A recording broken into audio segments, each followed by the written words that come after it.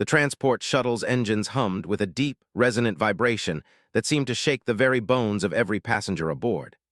Through the reinforced viewport, the massive structure of Nexus Prime Academy grew larger with each passing moment, its gleaming spires and interconnected platforms stretching across what had once been 3 separate moons.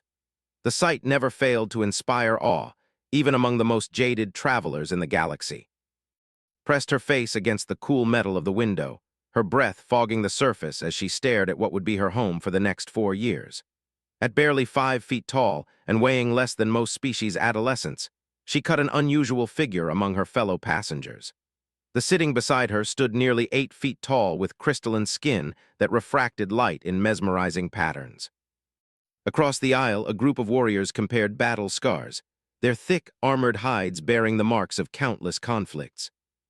She had always been small, even by human standards. Growing up on New Terra, the other children had called her tiny, or worse. Her parents, both accomplished, had tried to compensate by enrolling her in every advanced program available. By age 12, she was solving quantum mechanics problems that stumped graduate students. By 15, she had published 3 papers on communication theory. But intelligence, she had learned, meant little when you couldn't reach the top shelf in the library. The shuttle docked with a gentle thud, and passengers began filing toward the exit. Gathered her single bag, a worn leather satchel that had belonged to her grandmother, and followed the crowd.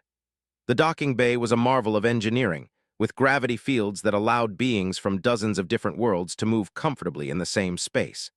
The air itself was carefully regulated, containing the precise mixture of gases needed to sustain hundreds of different respiratory systems.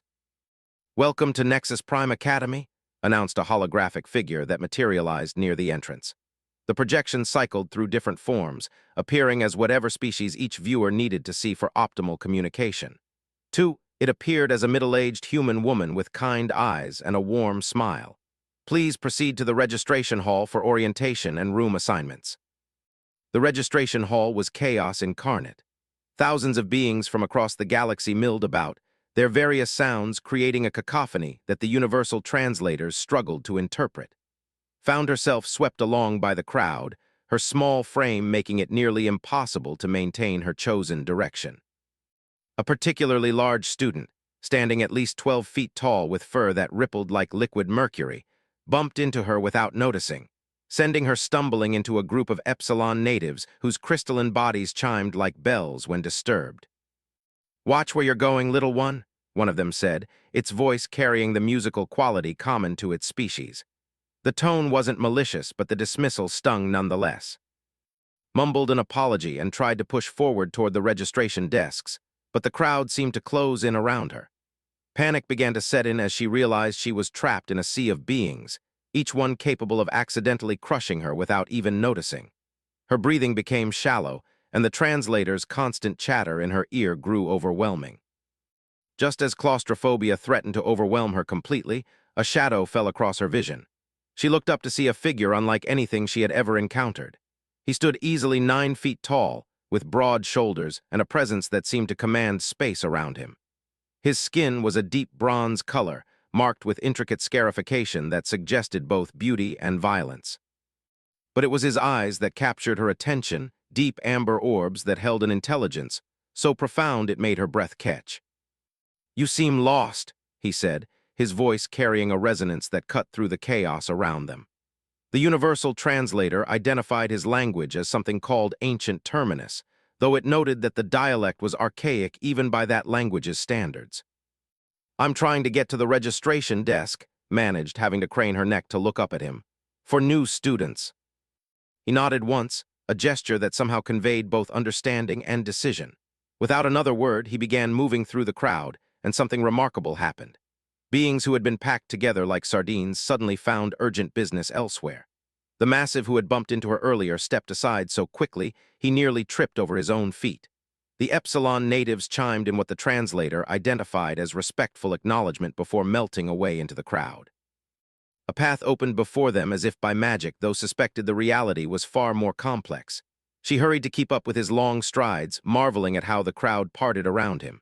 It wasn't fear exactly, though there was certainly an element of caution in how other beings reacted to his presence. It was something deeper, more primal. Recognition, perhaps, or respect earned through means she couldn't begin to imagine. They reached the registration desk in minutes, a journey that might have taken her hours on her own. The clerk, efficient-looking with 4 arms and compound eyes, looked up from her workstation. "Name and species for registration," she said in the clipped, professional tone common to administrators throughout the galaxy. "Human," she replied, stepping forward to the desk. The clerk's compound eyes focused on her with what might have been surprise. "Human, from which colony world?" "New Terra in the Sol system." The 4 hands moved across multiple input devices simultaneously, pulling up file with impressive efficiency. "Ah yes, the prodigy. Your academic records are quite impressive, miss. You've been assigned to the Harmony Wing, room 847. Your roommate will be—" She paused, consulting another screen. "Interesting. You've been paired with a crystalline entity. That should provide excellent opportunities for communication study." Accepted the data pad containing her room assignment and class schedule, then turned to thank her mysterious helper. But when she looked around, he was gone. She scanned the crowd, searching for that distinctive bronze skin and intimidating height, but he had vanished as completely as if he had never been there at all. The next few hours passed in a blur of orientation sessions and administrative details. Learned about the Academy's history, how it had been founded 3 centuries ago as a neutral ground where the galaxy's most promising young beings could learn together. She received her universal access card, her meal allowances, and a comprehensive guide to Academy regulations that ran to over 400 pages in 17 different languages. Her room in Harmony Wing was smaller than she had expected, but comfortable enough. The roommate, who introduced herself as Crystalline Song of the Morning Light, was pleasant if somewhat formal. Her translucent body cast rainbow patterns across the walls when the room's lights hit her at certain angles, and her voice had a musical quality that made even mundane conversation sound like poetry. "I have heard much about humans," Crystalline Song said as they arranged their belongings. "Your species has quite the reputation throughout the galaxy." "What kind of reputation?" asked, though she wasn't sure she wanted to know the answer. "Unpredictable, violent when threatened, but also—" She paused, as if searching for the right word. "Surprising. There are stories told in the outer systems about human ingenuity, how your people find solutions where others see only problems." Nodded politely, though privately she wondered if her own problem-solving skills would be enough to survive in this place. The Academy was supposed to be neutral ground, but she had already noticed the subtle hierarchies that existed among the student body. The larger, more physically imposing species naturally commanded more attention and respect. The warrior cultures were given wide berths in the corridors, and humans, she had begun to realize, occupied an unusual position in this social structure. They were neither the strongest nor the most intelligent species in the galaxy. They lacked the natural telepathic abilities of the, or the technological sophistication of the. What they had instead was a reputation for being dangerous in ways that other species found difficult to quantify. Dangerous not because of superior firepower or advanced technology, but because of something more fundamental, something that made even the most confident beings step carefully when dealing with humans. Dinner in the main cafeteria was an exercise in careful navigation. The serving areas were designed to accommodate beings of vastly different sizes and dietary requirements, with everything from liquid energy solutions for the photosynthetic species to freshly killed prey for the carnivorous ones. Found the human-compatible section and selected a meal that looked reasonably familiar, though the vegetables had colors not found in nature on any human world. She looked around for an empty table and spotted one near the windows that offered a view of the Academy's central courtyard. As she approached with her tray, she noticed that most of the other students were already arranged in species-specific groups. They sat together in a cluster of rainbow light, communicating through harmonic frequencies that the universal translators could barely interpret. The warriors occupied a section near the protein dispensers, their loud laughter echoing across the hall. Had just sat down when she became aware of a commotion near the serving area. A group of large, heavily built beings she didn't recognize were surrounding a smaller figure. As she watched, she realized it was another human, though one she hadn't met during orientation. He was perhaps a year or two older than her, with the lean build of someone from a low-gravity world. His face was flushed with embarrassment as the larger beings crowded around him. "Look at the little human," one of them was saying, his voice carrying across the cafeteria despite the universal translator's attempts to modulate the volume. "So small and weak. How did such a pathetic species ever leave their home world?" The human student tried to push past them, but they blocked his path, clearly enjoying their power over him. Felt her stomach tighten with familiar anxiety. She had experienced similar situations throughout her life, though usually without the added complication of dynamics. Part of her wanted to help, but what could she possibly do against beings twice her size? The situation was escalating when a shadow fell across the serving area. The large beings suddenly went silent, their attention shifting to something behind them, followed their gaze and felt her breath catch. It was him, the bronze-skinned giant who had helped her earlier. He stood perfectly still, his amber eyes fixed on the group with an intensity that made the air itself seem to vibrate. "Is there a problem here?" he asked, his voice carrying that same resonant quality she remembered.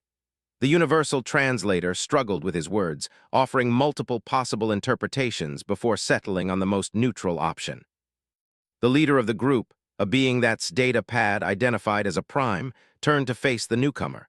Were known throughout the galaxy as excellent warriors, with dense muscle structure and bone plates that could deflect most conventional weapons. This particular specimen stood at least 8 feet tall and probably weighed 400 pounds. "No problem that concerns you," the replied, puffing out his chest in what was clearly a dominance display. "Just teaching a weak little human his place in the natural order." The bronze-skinned figure took a single step forward. It was a small movement, barely noticeable to most observers, but something about it changed the entire dynamic of the confrontation. This confident posture faltered slightly, and his companions shuffled nervously behind him. "The natural order," the stranger repeated, his voice carrying a note of something that might have been amusement. "Tell me, warrior of Prime, what do you know about the natural order?" This jaw clenched, and his hand moved instinctively toward the ceremonial weapon at his belt before stopping. Even here, in what was supposed to be a place of learning and peaceful coexistence, some beings still carried the tools of violence. But something in the stranger's demeanor suggested that weapons would be irrelevant in this encounter. "I know that strength determines rank," the said, though his voice had lost some of its earlier bravado. "And I know that humans are weak." "Weak," the stranger mused, as if considering the word carefully. "An interesting assessment. Tell me, how many humans have you fought?" The question hung in the air like a challenge. His companions were now actively trying to edge away from the confrontation, their earlier enthusiasm clearly waning. Noticed that conversations throughout the cafeteria had stopped, and hundreds of beings were watching the scene unfold with intense interest. "I don't need to fight them to know they're weak," the replied, but his voice lacked conviction. "Ah," the stranger nodded. "So your knowledge comes from assumptions rather than experience. How very enlightening." The way he said the word enlightening made it sound like an insult, though the universal translator struggled to convey the subtlety. His face flushed a deeper shade of purple, and his hand twitched toward his weapon again. "Are you challenging me?" he demanded, taking a step forward that brought him within arm's reach of the bronze-skinned figure. The response was immediate and shocking in its simplicity. The stranger reached out with one hand and placed it gently on the shoulder. It was a gesture that appeared almost friendly, until the massive warrior suddenly dropped to one knee with a gasp of pain. His face contorted in agony, and his companions stepped back in alarm.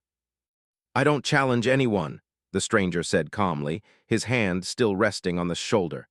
"Challenge implies equality of status. I simply correct misconceptions when I encounter them." He removed his hand, and the immediately scrambled backward, his face a mixture of pain and bewilderment. Whatever had happened, it had occurred too quickly for most observers to understand, but the message was clear enough. The bronze-skinned figure possessed capabilities that made physical confrontation inadvisable. "The human student you were educating," he continued, gesturing toward the young man who was still standing frozen near the serving area. "He has done nothing to deserve your attention. I suggest you find other ways to occupy your time."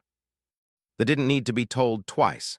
They retreated quickly, their leader favoring the shoulder that had been touched, and the cafeteria slowly returned to its normal level of conversation. The rescued human student approached his savior hesitantly.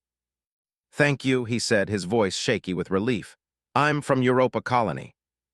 "You don't need to thank me," the stranger replied. "But you should be more careful about where you eat. Some species view feeding areas as territories to be defended."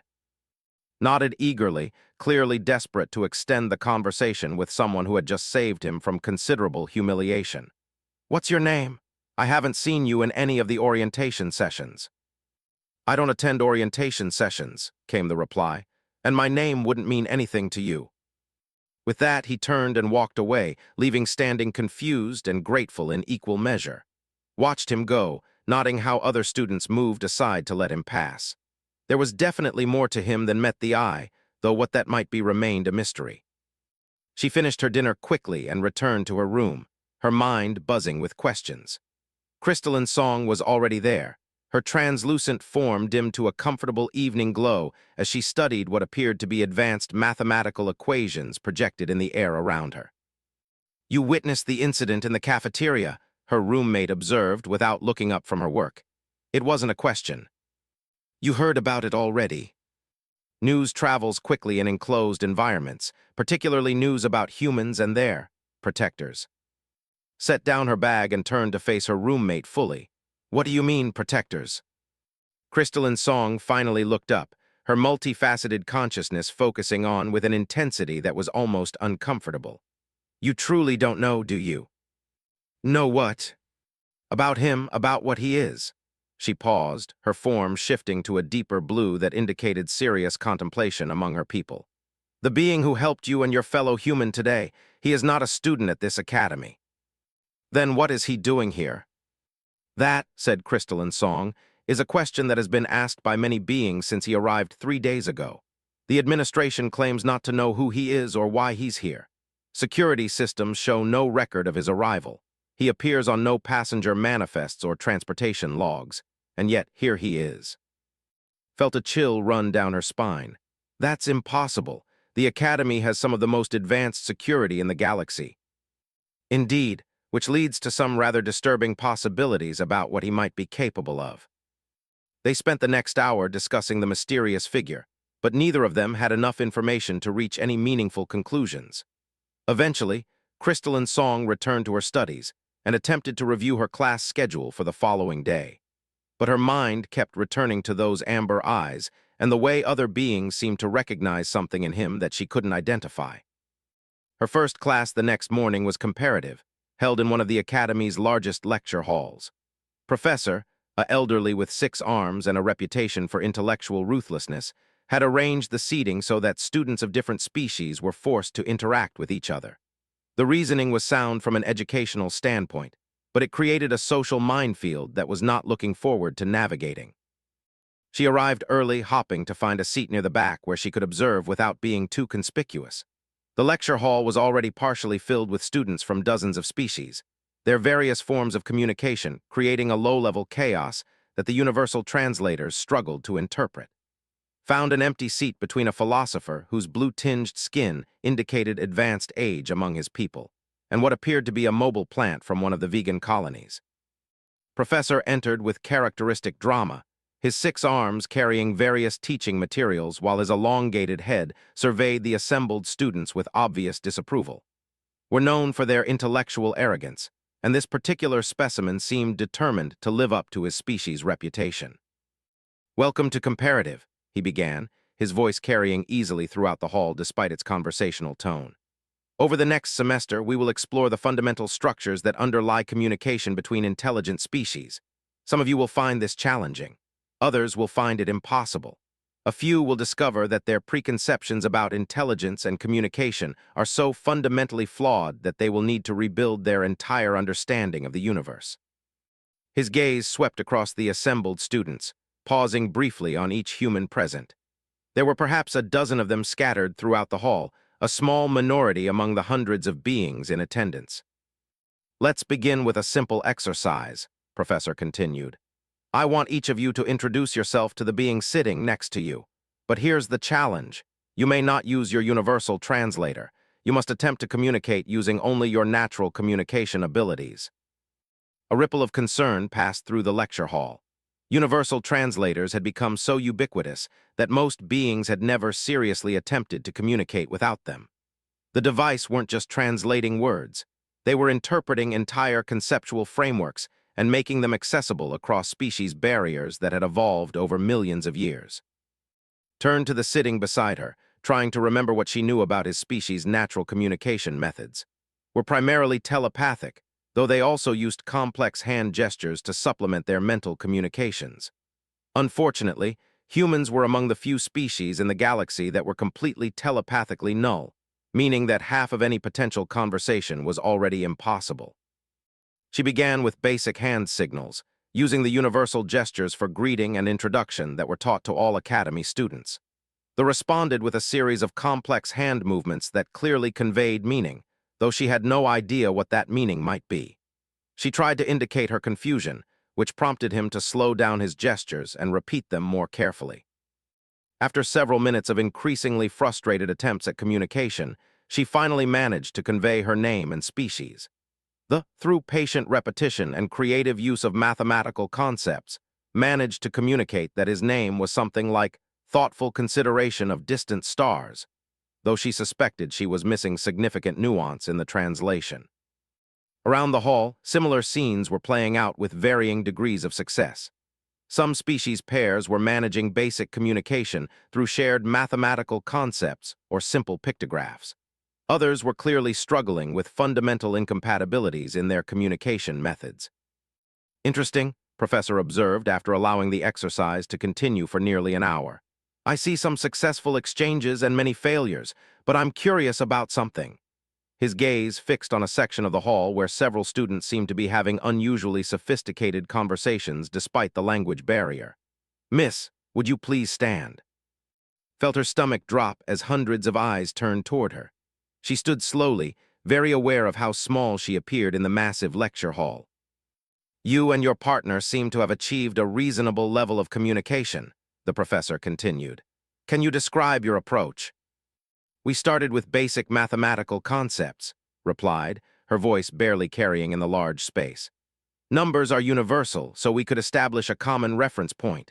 From there, we moved to simple spatial relationships, then basic temporal concepts. Once we had those foundations, we could begin building more complex ideas. Fascinating. And how did you know to begin with mathematical concepts rather than, say, emotional expressions or social hierarchies?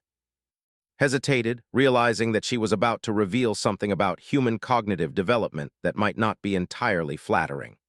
Humans tend to think in terms of systems and patterns. When we encounter something we don't understand, our first instinct is usually to look for underlying structures we can analyze and manipulate. Professor's expression was unreadable, but something in his tone suggested that her answer had confirmed something he already suspected. So when faced with a communication challenge, humans immediately begin trying to deconstruct and rebuild the communication system itself. I suppose so, yes. How very human, he said, and the way he said it made it clear that this was not necessarily a compliment. Class dismissed.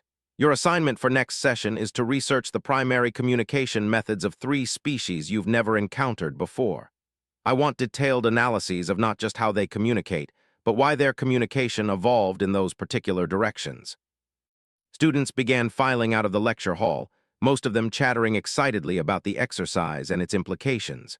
Gathered her materials slowly, still processing the professor's reaction to her answer. She was so focused on her thoughts that she didn't notice the shadow that fell across her desk until a familiar voice spoke. Interesting approach to the communication problem. She looked up to find the bronze-skinned figure standing beside her seat, somehow having appeared without her noticing despite the crowds of students moving around them. Up close, she could see more details of the intricate scarification that covered his exposed skin. The patterns were unlike anything in her database, combining elements that suggested both artistic sophistication and practical function. You were watching the class, she asked. I observe many things, he replied, which wasn't really an answer. Your professor is correct about human cognitive patterns. Your species does tend to deconstruct systems when faced with problems. Is that a bad thing? He considered the question with an intensity that made her feel as though he was evaluating not just her words, but everything about her. That depends entirely on what happens after the deconstruction. Some beings rebuild better systems. Others simply create more efficient forms of destruction. Before she could ask what he meant by that, he was gone again, vanishing into the crowd of departing students as completely as if he had never been there. found herself staring at the empty space where he had been standing, wondering how someone so large could move so quietly and why he kept appearing whenever she needed help. The Academy's vast library complex sprawled across 7 interconnected towers, each one dedicated to the accumulated knowledge of a different galactic sector. Had spent the better part of 3 weeks exploring its collections, researching everything from ancient communication protocols to modern theory.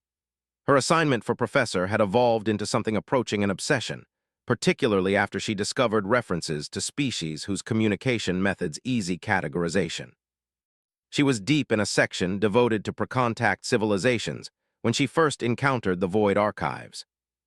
The entrance was hidden behind what appeared to be a maintenance panel in the library's oldest tower.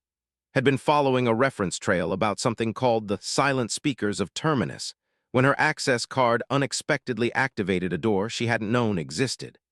Beyond it lay a corridor that felt different from the rest of the Academy, as if the very air carried the weight of secrets. The archives themselves were unlike anything she had ever seen. Instead of the holographic displays and crystalline storage matrices used throughout the rest of the library, this section contained actual physical documents. Books bound in materials she couldn't identify, scrolls written in substances that seemed to shift and flow when she wasn't looking directly at them, and data tablets that hummed with energies her scanner couldn't classify. Most disturbing of all, none of it was indexed in the Academy's main catalog system. Spent hours wandering through the archives, trying to understand how such a vast collection could exist without any official record. The documents covered subjects she had never heard of, civilizations that had supposedly been extinct for millions of years, technologies that violated known physical laws, and wars that didn't appear in any standard galactic history. It was while examining a peculiar manuscript written in what appeared to be crystallized light that she first heard the voice. "You shouldn't be here." She spun around to find the bronze-skinned figure standing between 2 towering shelves, his amber eyes reflecting the strange illumination that emanated from the archive materials. This time, however, she was determined to get answers. "Why do you keep appearing wherever I am?" she demanded, surprised by the boldness in her own voice. "And who are you?" He stepped forward, and she noticed that his footsteps made no sound on the metal flooring. "My name is, and I appear wherever humans are in danger of discovering things they shouldn't." "What kind of things?" Instead of answering, he gestured toward the manuscript she had been examining. "Can you read that?" Looked down at the crystallized text. To her amazement, she realized that she could indeed make out some of the characters, though she had no memory of learning such a writing system. "Some of it. It appears to be describing some kind of hunting practice, but the prey isn't any species I recognize." His expression grew grim. "The document you're holding contains detailed instructions for hunting what your species would call space gods, entities of such power that they could reshape reality with a thought. It was written by the only civilization that ever successfully killed one." The manuscript suddenly felt much heavier in her hands. "What civilization?" "The original humans, the ones who lived on Earth before your ancestors were scattered to the colonies." Felt the world shift around her as the implications of his words sank in. According to every historical record she had ever studied, humans had been a relatively recent addition to galactic civilization. Their planet of origin had been destroyed in some kind of natural disaster, forcing the survivors to spread across space in search of new homes. The idea that humans had existed long enough to develop such advanced knowledge was impossible. "That can't be right," she said. "Humans have only been in space for about 500 years. The humans who call themselves by that name today, yes." His voice carried a weight of sadness that seemed to echo through the archives. "But they are not the first to bear that title. The original human civilization was ancient when most of the current galactic powers were still learning to make fire." He moved closer, and she could see that the scarification on his skin was not decorative but functional, containing symbols and patterns that seemed to pulse with their own inner light. They were also the most dangerous species the galaxy had ever produced, not because of their technology or their physical capabilities, but because of how they thought, how they approached problems. "By deconstructing and rebuilding systems," said, remembering Professor's observation. "Among other things, they had a gift for finding the flaws in anything that claimed to be perfect or unchangeable. Gods, natural laws, supposedly eternal empires. Nothing was beyond their ability to question and ultimately overcome. Set down the manuscript with trembling hands. What happened to them? They made enemies of forces that should never have been awakened. The entities they called space gods were not the only powers in the galaxy that preferred to remain unexamined. Eventually, those forces combined against them. And they lost. Smile was sharp and humorless. They appeared to lose, but humans, as your professor noted, are very good at rebuilding systems, even when the system being rebuilt is their own existence. The implications were staggering. If what he was saying was true, then human history as she understood it was completely fabricated. More than that, it suggested that there were forces in the galaxy actively working to keep that history hidden. "Why are you telling me this?" she asked. "Because the hiding is beginning to fail. Your generation of humans is starting to remember things, skills, instincts, ways of thinking that were supposed to be buried forever." He gestured toward the manuscript. "You shouldn't have been able to read that. The fact that you could means the genetic locks are breaking down." Genetic locks? Modifications made to your species' DNA to prevent them from accessing their full capabilities. Very sophisticated work, but not permanent. Nothing ever is when humans are involved. His mind raced as she tried to process everything he was telling her. So when other species react strangely to humans, they're responding to genetic memories, fear of something their ancestors encountered millions of years ago. Most of them don't understand why they feel uneasy around humans, but the instinct remains. "And you, what are you?" For the first time since she had met him, seemed uncertain. "I am what's left of those who stood with the original humans. When they were scattered, some of us chose to follow them into exile, to watch over them until they were ready to reclaim what they had lost." "You're not human." "Not entirely. I'm something that was created by human science, back when they still remembered how to reshape the fundamental nature of existence itself." His expression grew distant. "We were made to be companions, protectors, and when necessary, weapons. We've been watching your species waiting for the locks to weaken enough that you could begin to remember who you really are." The archive around them suddenly felt less like a library and more like a tomb, filled with the preserved knowledge of a civilization that had been erased from history. Looked around at the countless documents and artifacts, each one representing some aspect of humanity's lost heritage. How many of us know the truth? Very few. The Academy was chosen as a contact point because it brings together individuals from across the galaxy. We needed a way to identify humans who were beginning to awaken and assess their potential. His eyes fixed on her with unsettling intensity. "You're one of the strongest we've detected. Your ability to read the old languages, your instinctive understanding of system analysis, your natural resistance to mental manipulation. All signs that the genetic locks are failing in your bloodline." Mental manipulation. How do you think an entire species forgets its own history? The process was subtle but comprehensive. Memory blocks, behavioral modifications, cultural programming. Your people were turned into pale shadows of their former selves. Felt a surge of anger unlike anything she had ever experienced. The idea that her entire species had been deliberately diminished, reduced to scattered refugees with fabricated memories, filled her with a rage that seemed to burn in her very bones. "Who did this to us?" she demanded. "A coalition of powers that called itself the Eternal Concordat. They saw what humans were capable of and decided that the galaxy would be safer with that capability removed." His expression hardened. "They're still out there, still watching, still working to make sure humans never regain their full potential." "Then why haven't they stopped us already, if they're so powerful?" "Because they made a mistake. They assumed that genetic modifications would be permanent, that humans could be changed into something harmless and docile. They underestimated your species' fundamental nature." "Which is?" "Adaptation, evolution, the refusal to accept limitations as final." Moved toward one of the archive's deeper sections, beckoning for her to follow. "Come, there's something you need to see." They walked through corridors lined with artifacts that seemed to whisper with hidden knowledge. Noticed that some of the documents were responding to her presence, their text becoming clearer as she approached. The genetic locks that had mentioned were definitely weakening, allowing her to access information that should have been incomprehensible. They stopped before a massive crystalline structure that stretched from floor to ceiling. Within its transparent depths, Images moved and shifted like living memories. Could see what appeared to be star maps, but they showed constellations she didn't recognize and included markers that seemed to indicate something beyond simple stellar cartography. "This is a memorial," explained. "It contains the final messages of the last human settlements before they were scattered. Watch."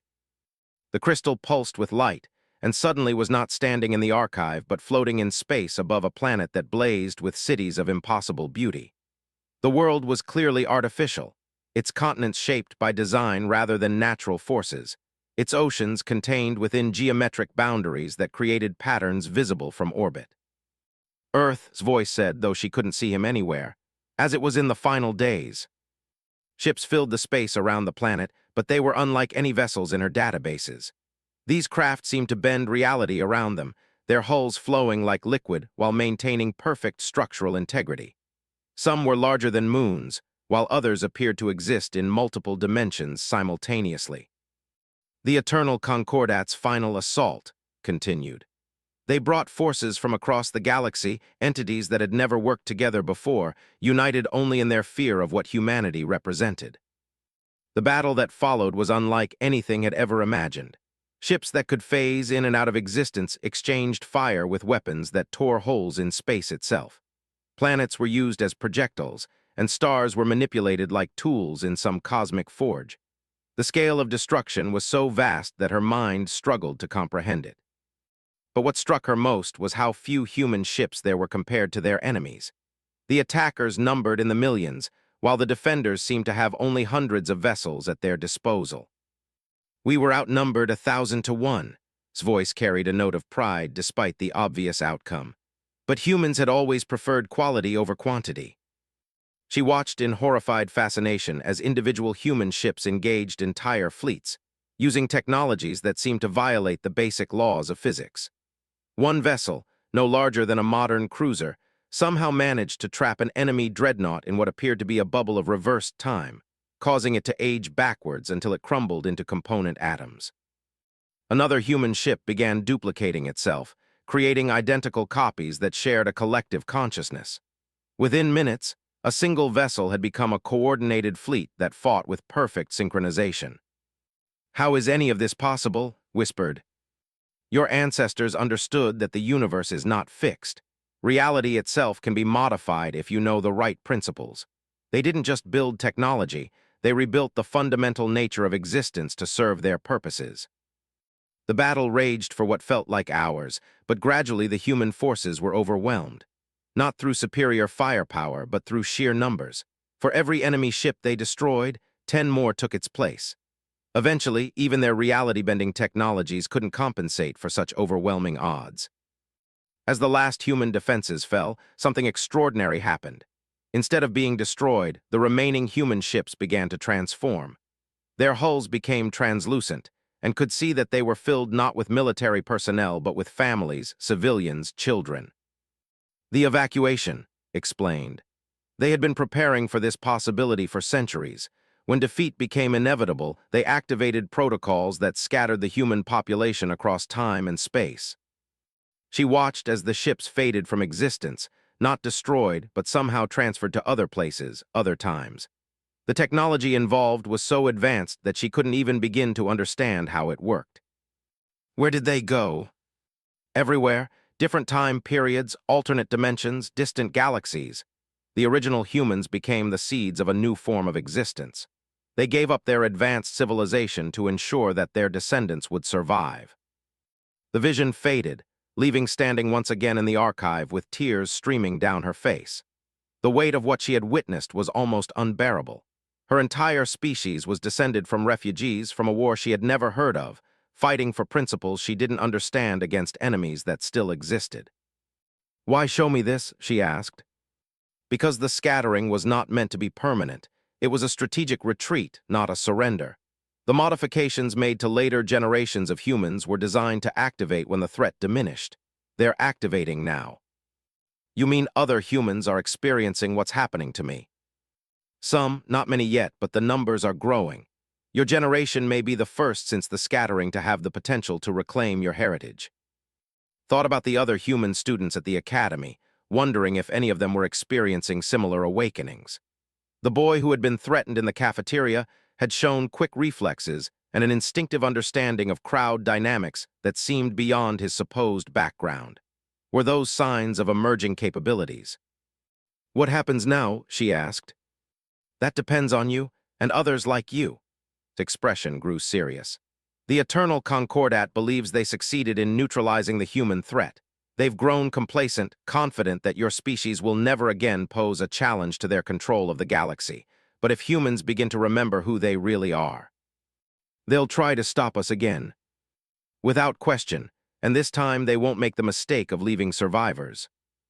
The archive fell silent except for the subtle humming of its exotic storage systems. Looked around at the vast collection of forbidden knowledge, realizing that she was standing in the middle of the most dangerous secret in the galaxy. The mere existence of this place proved that the official history of human civilization was a lie, and that there were forces actively working to maintain that deception. "I need time to think about this," she said finally. Nodded. "That's understandable. But don't take too long. The genetic locks are failing faster now, and it won't be long before the Concordat notices the changes in human behavior patterns." "How will I contact you?" "You won't need to. I'll know when you've made your decision." He paused at the archive's entrance. "One more thing, be careful who you trust. The Concordat has agents throughout the galaxy, and some of them may be closer than you think." With that warning, he disappeared into the corridors beyond, leaving alone with the accumulated secrets of her species' hidden past. She spent several more hours in the archives, trying to absorb as much information as possible before the weight of revelation finally forced her to leave.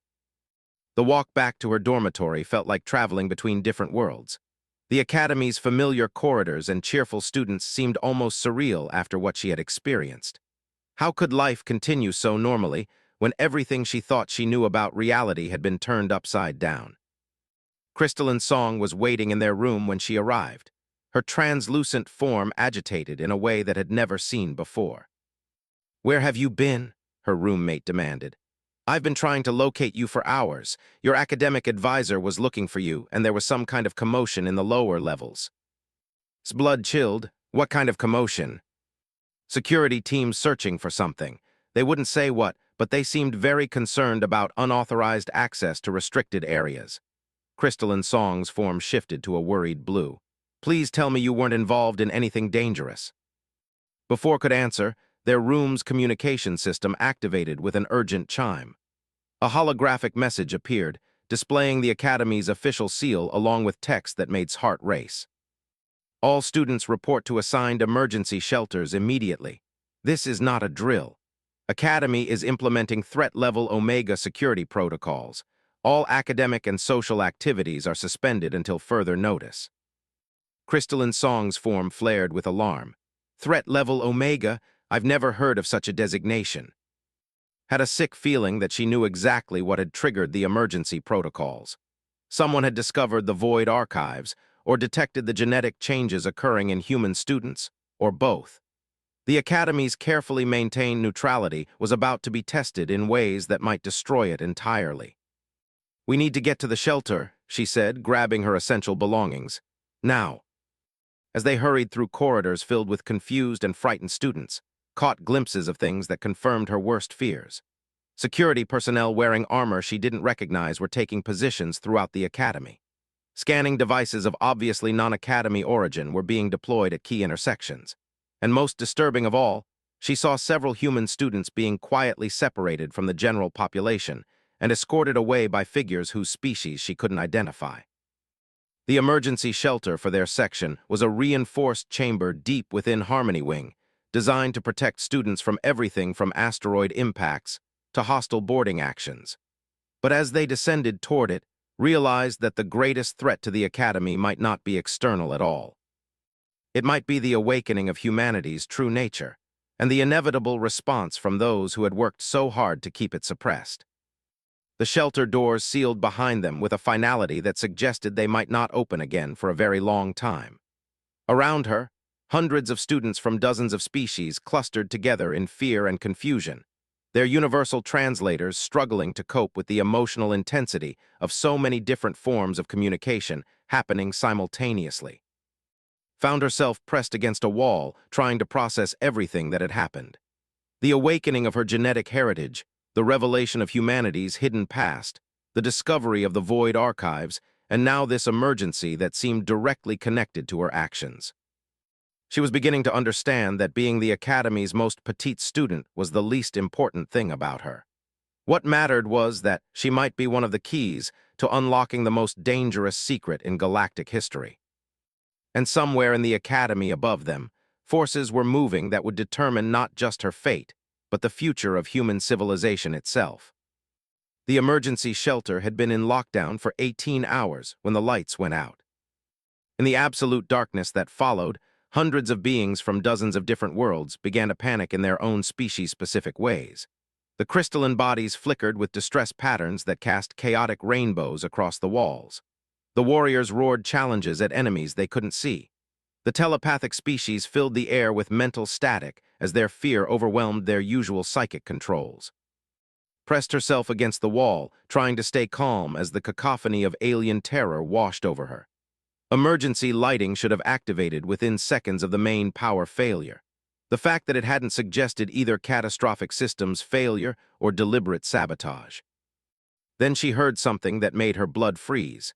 Cutting through the chaos of frightened aliens was a sound that didn't belong in the shelter at all, the distinctive hum of energy weapons charging. "Everyone remain calm," a voice announced in perfectly modulated galactic standard. "You are now under the protection of the Eternal Concordat. Any resistance will be met with appropriate force." Felt the world shift around her as the implications sank in. The Concordat wasn't just aware of what was happening at the Academy. They were here in force, and they had been preparing for this moment. Emergency lighting suddenly blazed to life, revealing figures in sleek armor standing at every entrance to the shelter. Their equipment was unlike anything in the Academy's security arsenal, incorporating technologies that seemed to bend light around their users. Most disturbing of all, could see that some of the figures weren't wearing armor at all. Their bodies appeared to be made of the same energy-bending material, suggesting they were either advanced androids or something far worse. "Citizens of the galactic community," the spokesman continued, his face hidden behind a mask that reflected images of whoever looked at it. "We regret this disruption to your educational experience. However, recent events have necessitated immediate action to preserve galactic security." A murmur of confusion ran through the assembled students. Most of them had never heard of the Eternal Concordat, let alone understood why such an organization would be interested in a supposedly neutral academy. "Genetic anomalies have been detected among the human population at this facility," the spokesman explained. "These anomalies represent a potential threat to the stability of civilized space. All humans present will be transferred to appropriate facilities for evaluation and treatment." His heart hammered as she realized what treatment likely meant. Around the shelter, she could see other human students being identified and separated from the general population. Was among them, his face pale with terror as armored figures flanked him on both sides. But something was wrong with the Concordat's operation. Their forces were moving with military precision, but there was an undercurrent of nervousness in their behavior that suggested things weren't going entirely according to plan.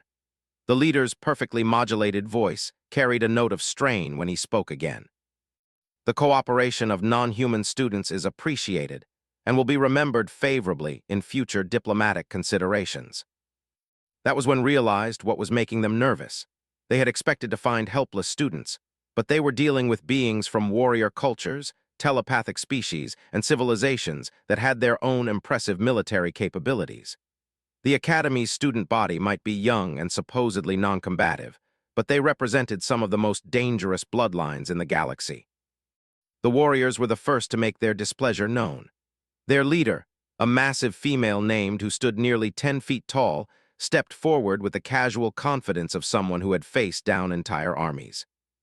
"By what authority do you violate neutral space?" she demanded, her voice carrying the harmonic undertones that used to indicate serious challenge. "The Academy is protected by treaties signed by every major power in the galaxy." The Concordat spokesman turned toward her, his reflective mask showing her own fierce expression back at her. "The Eternal Concordat supersedes all such agreements when galactic security is at stake." "The Eternal Concordat is a myth," replied. "A children's story told to frighten young warriors. Your ignorance is understandable but irrelevant. Stand down or face the consequences of interfering with a lawful operation." His response was immediate and characteristically direct. Her massive fist crashed into the spokesman's mask with enough force to shatter a normal being's skull. But instead of falling, he simply staggered back a step, his reflective face showing no signs of damage. "Unfortunate," he said, raising what appeared to be a standard energy weapon, "but not unexpected from a primitive species." The weapon fired, but instead of the brilliant energy discharge typical of such devices, it emitted a beam that seemed to bend space around itself. Where it struck, reality appeared to fold inward, and the mighty warrior simply ceased, not disintegrated or killed, but erased from existence as if she had never been there at all. The shelter fell silent, except for the sound of hundreds of beings trying not to breathe. Even the most aggressive species present suddenly understood that they were dealing with forces beyond their comprehension. "As I was saying," the spokesman continued conversationally, "all humans will be transferred for evaluation. Noncompliance will result in termination from existence itself." Watched in horror as her fellow humans were systematically rounded up and herded toward the shelter's exits. The Concordat forces were using some kind of scanning technology to identify them, devices that seemed to read genetic patterns through their clothing and skin. She pressed herself deeper into the shadows, hoping that somehow she might escape notice. But she knew it was hopeless. Whatever technology they were using would eventually detect her, and then she would disappear just like all the others. That was when the lights went out again. This time, however, the darkness was different. Instead of the absolute black of a power failure, this was a darkness that seemed to have substance, flowing through the shelter like liquid shadow. Emergency systems tried to activate, but their light was swallowed by the advancing darkness before it could illuminate anything. The Concordat forces immediately went into defensive postures, their energy weapons charging with urgent whines. But their target scanners were useless in the supernatural gloom, and their communication systems began emitting static that sounded almost like whispered words in languages that predated galactic civilization. "Maintain positions," the spokesman ordered, though his perfectly modulated voice now carried a note of genuine concern. "Deploy full-spectrum illumination." Brilliant lights blazed throughout the shelter, devices that should have been capable of turning night into day. But the darkness simply absorbed their output, growing deeper and more oppressive with each passing moment. That was when saw him, emerged from the shadows like something out of ancient legend, his bronze skin now glowing with patterns that definitely weren't decorative scarification. His amber eyes had become sources of light that cut through the supernatural darkness, and his presence seemed to push back against the very fabric of space around him. But it wasn't his appearance that stunned the assembled beings into silence. It was what he was doing. The Concordat's reality-bending weapons were firing continuously now, their existence-erasing beams lancing through the darkness toward their new target. But instead of dodging or blocking the attacks, was somehow catching them. His hands moved in patterns that seemed to fold space around itself, and the deadly energy simply disappeared into whatever pocket dimension he was manipulating. "Impossible," the spokesman breathed, his perfect composure finally cracking. "The terminus species was exterminated ago." "Exterminated," replied, his voice carrying harmonics that made the shelter's walls vibrate. An interesting choice of words from beings who specialize in erasing others from existence. He gestured almost casually, and half the Concordat forces simply stopped. Not killed or disabled, but frozen in time like statues trapped in amber. Their weapons continued to hum with power, but they could no longer move or speak. "You see," continued, advancing through the paralyzed soldiers, "your species made the same mistake with us that you made with humans. You assumed that destruction meant defeat." The remaining Concordat forces concentrated their fire on him, reality-warping weapons creating distortions in space that should have been enough to erase a small moon. But walked through their attacks as if they were nothing more than gentle rain, the exotic energies parting around him like water around a stone. "We didn't die when you thought you killed us," he said, reaching the spokesman who was backing away in obvious panic. "We simply learned to exist outside the normal flow of space and time, waiting, watching, preparing for the day when humanity would need us again." He placed one hand on the spokesman's chest, and the armored figure began to glow with the same strange light that emanated from scarification. That day has come. The spokesman's mask finally cracked, revealing a face that definitely wasn't from any species in its database. The features were almost humanoid, but the proportions were wrong, as if someone had tried to create a human face from memory and gotten the details slightly incorrect. "You cannot stop what has already begun," the figure gasped. "The human genetic locks are failing across the galaxy. Our response protocols are already in motion." "Your response protocols," said quietly, "assume that awakening humans will be helpless and confused. They don't account for humans who have allies." The light around the spokesman grew brighter, and realized that whatever was doing was causing the Concordat agent to exist in multiple states simultaneously. She could see several versions of him overlapping, each one slightly different, as if he was being spread across multiple possible timelines. "Tell your masters," continued, "that the Terminus are no longer hiding, and neither are the humans we've sworn to protect." The spokesman and his remaining forces suddenly imploded, not destroyed but compressed into a single point that then vanished entirely.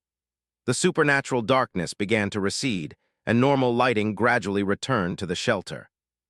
Hundreds of beings stared at in absolute silence, trying to process what they had just witnessed. The casual display of power he had demonstrated was beyond anything in their understanding of physics or warfare. He had essentially rewritten reality around himself, treating the most advanced weapons in the galaxy as minor inconveniences. "Is everyone unharmed?" he asked, his voice returning to its normal resonant tone.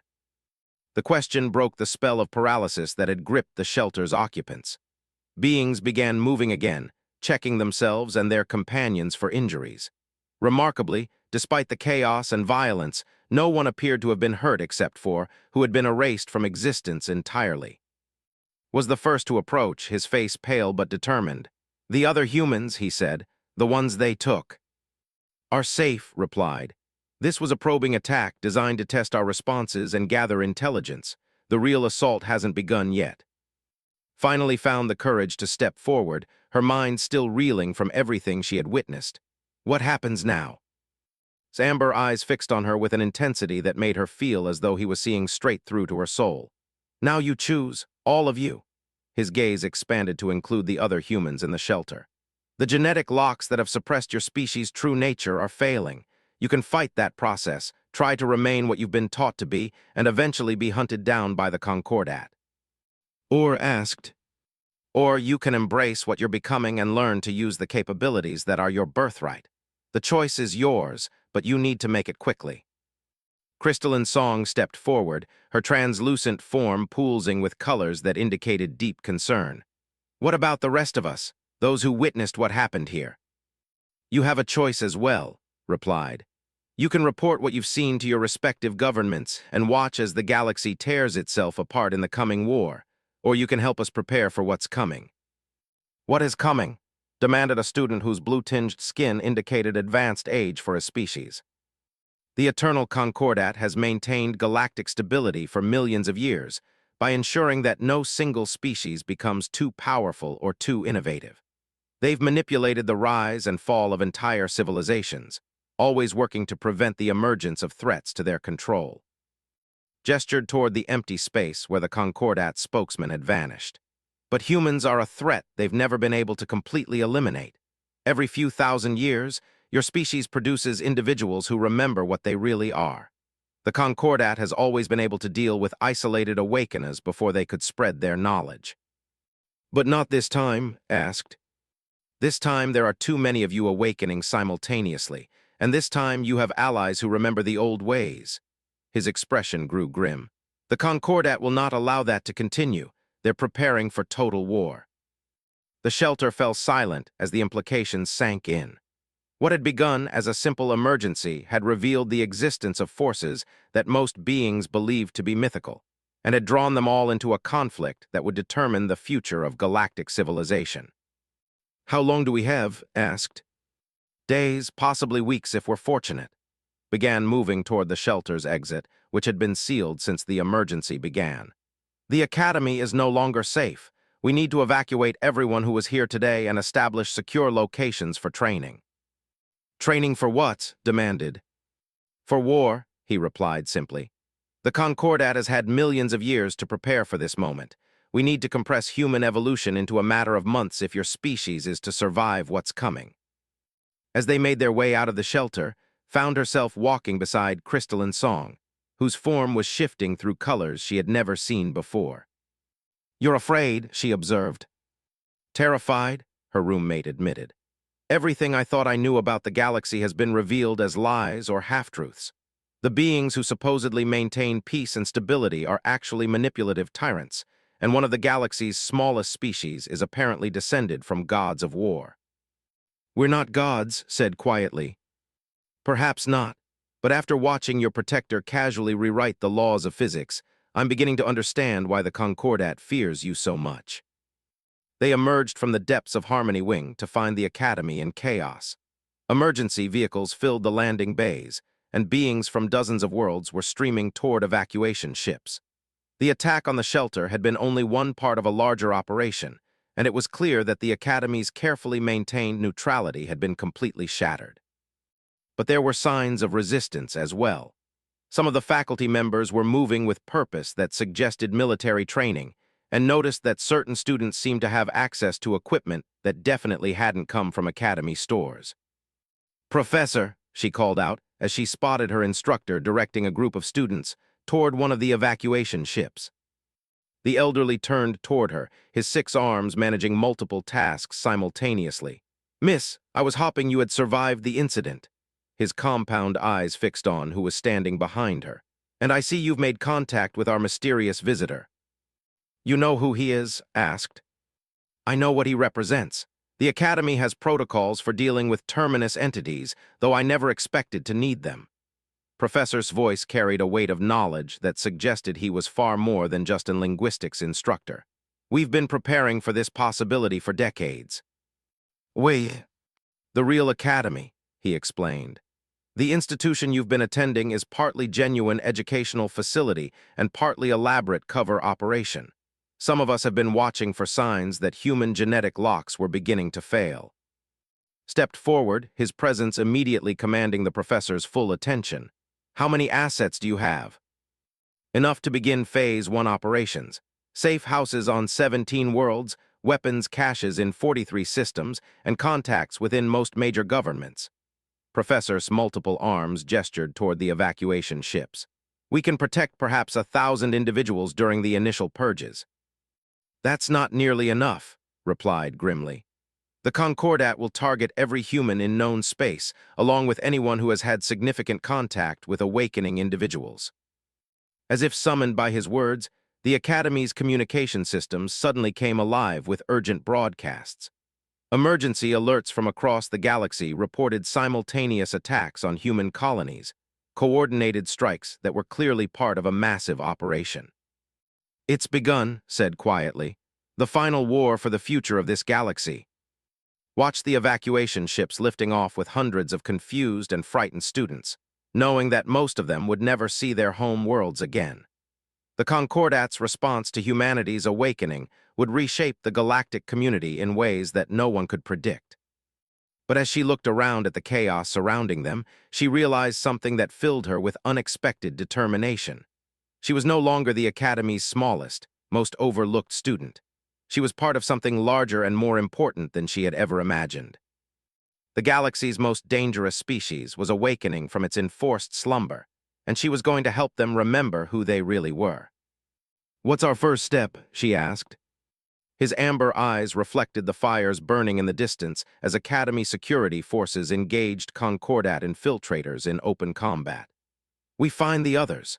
Every human who's beginning to awaken, every ally who's willing to stand with us, every piece of technology and knowledge that might give us an advantage.